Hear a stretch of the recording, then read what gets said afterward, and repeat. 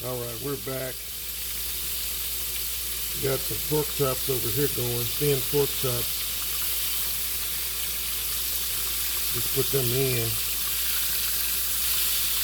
They're gonna be good too, but this is what we got going here. As you can see, that one, I flipped it over already. Look at the second one and flip it over. Oh yeah. Getting everything caramelized. And it's pretty much done. Oh yeah. Look how tender that is. It's slipping off.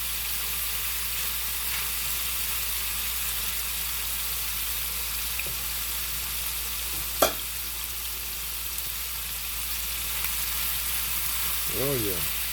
I'm just gonna let that simmer now at this point.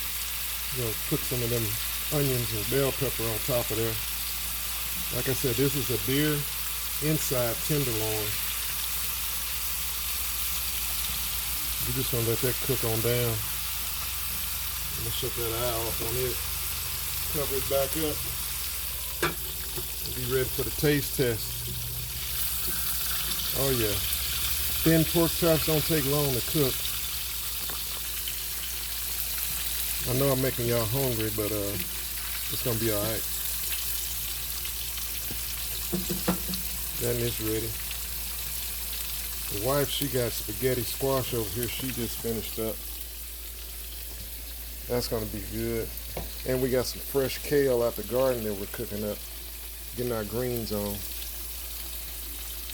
So I'm gonna stir that up for her. Fresh kale. Oh yeah.